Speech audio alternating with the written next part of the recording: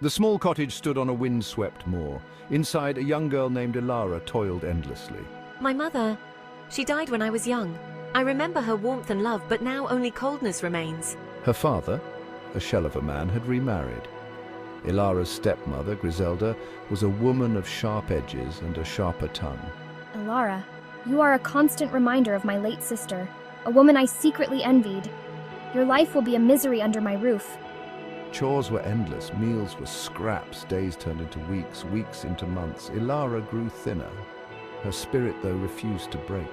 She clung to the memory of her mother, a beacon of love in the encroaching darkness. One night Griselda hatched a plan. Ilara overheard whispers, a plot to sell her off to a life far worse than the one she now endured. Fear, cold and sharp, pierced my heart. I had to flee. That night, she fled. The forest welcomed her, dark and unknown, yet safer than the cruelty of her home. She ran, her breath catching in her throat. Fear lent her speed. Behind her, she heard Griselda's enraged shouts. The sounds spurred her on. I must keep running. I can't go back. Days later, she stumbled upon a village. It was a rough place, hardened people weathered by life's storms. Ilara shrank back, her fear returning, yet she had no choice. She was alone, lost and utterly desperate. The villagers eyed her with suspicion. Their eyes, filled with mistrust, followed her every move, whispering among themselves. She was an outsider, an unknown quantity. Her presence was unsettling to them, a disruption to their familiar routines. Most ignored her pleas for help. They turned their backs, unwilling to extend a hand to someone they did not know.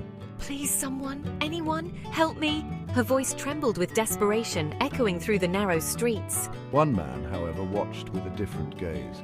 His name was Slaywyer.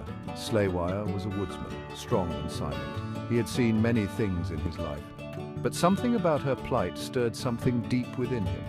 He lived on the outskirts of the village in a small, humble cabin surrounded by the dense forest. His life was one of solitude, far removed from the bustling village life. A loner by nature, his heart was touched by Ilara's plight. He could see the pain and fear in her eyes, a reflection of his own past struggles. He saw her desperation, the fear that clouded her eyes. It was a look he knew all too well, one that spoke of a deep, unspoken sorrow. Come, sit by my fire. You look like you could use some warmth. His voice was gentle, a stark contrast to his rugged appearance. A simple act of kindness that would change their lives forever. He handed her a cup of warm broth, the steam rising in the cool air. Ilara, wary at first, found herself drawn to his quiet strength. She had been alone for so long, and his kindness was a beacon of hope in her dark world.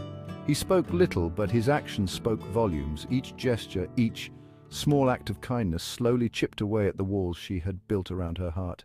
He fed her, clothed her, and gave her shelter. In his quiet, unassuming way, he provided her with the stability she so desperately needed. Slowly, Ilara began to heal. The warmth of the fire, the safety of the cabin, and the kindness of Slaywiyer worked together to mend her broken spirit. The fear receded, replaced by a tentative hope. She began to believe that maybe, just maybe, she could find a new beginning here. Maybe, just maybe, things can get better. Her voice was soft, filled with a newfound hope that had been absent for so long. And so, in the flickering shadows of a humble cabin, a new chapter of Ilara's life began. The journey ahead was uncertain, but for the first time in a long while, she felt a glimmer of hope. Ilara knew that the road to healing would be long and fraught with challenges, but with Slaywiyer by her side, she felt ready to face whatever came her way. The warmth of the cabin, the kindness of the woodsman, and the promise of a new beginning filled her heart with a hope she had thought lost forever. Together they began to rebuild their lives, finding strength in each other. The village, once a place of suspicion and fear, slowly became a community where they could both belong. The villagers, seeing the change in Ilara and the unwavering support of Slaywiyer, began to soften. Small acts of kindness from the villagers started to emerge, and the once cold and unwelcoming village began to warm up to the presence of the outsider. Ilara's smile, once a rare sight, became more frequent. She started to interact with the villagers, slowly building connections and finding her place in the community. In the quiet moments, Ilara and Slaywiyer would sit by the fire, sharing stories and finding solace in each other's company. Their bond grew stronger, a testament to the power of kindness and the resilience of the human spirit. The village, once divided by suspicion and fear, began to thrive. People worked together, supported each other, and found strength in their unity. Elara and Slaywiyer had not only found a new beginning for themselves, but had also helped to transform the village into a place of hope and community. As Elara looked out at the village, she felt a deep sense of belonging. The journey had been long and difficult, but she had found her place, her home, and with Slaywiyer by her side, she knew that no matter what challenges lay ahead, they would face them together with hope and strength. Life in the village was harsh. The villagers faced relentless challenges, from the biting cold of winter to the scorching heat of summer. Every day was a battle for survival, with little respite from the toil and hardship.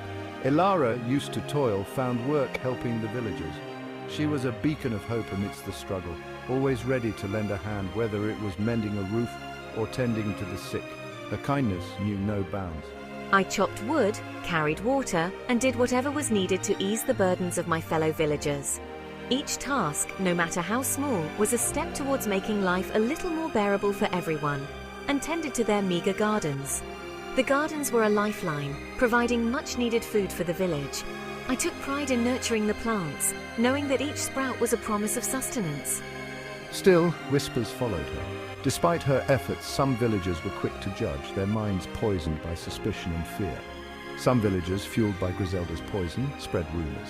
They whispered in dark corners, casting shadows on Elara's good deeds, twisting her kindness into something sinister. Accusations of theft, of witchcraft.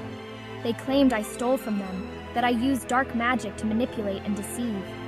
Their words were daggers, cutting deep into my soul. Slaywiyer stood as her shield. He was a towering figure, a silent guardian who watched over Elara with unwavering vigilance. He silenced the whispers with a look. His eyes, fierce and unyielding, spoke volumes. The villagers dared not challenge him, for they knew his wrath was swift and merciless.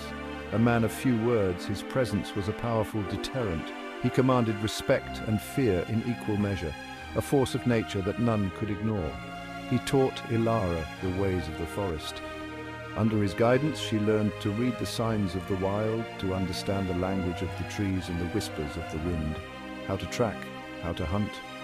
He showed her the art of the hunt, the patience required to stalk prey, and the precision needed to make a clean kill. He shared with her the secrets of the woods, the hidden paths, the safe havens, and the dangers that lurked in the shadows. Each lesson was a gift, a piece of wisdom passed down from one protector to another. Elara, this forest holds many secrets. It is a place of both beauty and danger. To survive here, you must respect its power and learn its ways. Let me show you how to survive here. Together, we will uncover its mysteries and harness its strength. One day, while gathering herbs, Elara was attacked. The forest, once a place of solace, became a battleground. A group of men, their faces hidden by rough hoods, ambushed her. They were shadows in the underbrush, moving with sinister intent. They were Griselda's doing, sent to drag Elara back.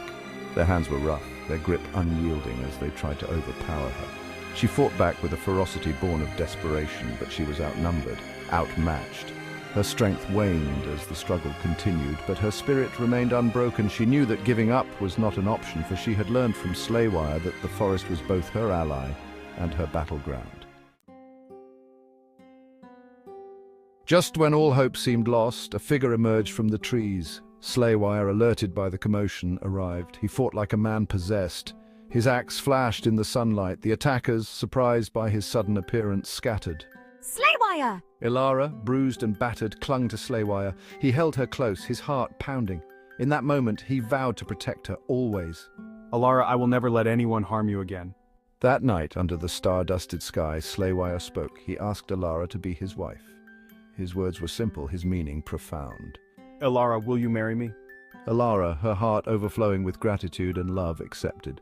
Yes, Slaywiyer, I will. Their love story, born of hardship and forged in fire, had just begun. Their wedding was a simple affair. It was a day filled with joy and serenity, a day they had both dreamed of for so long.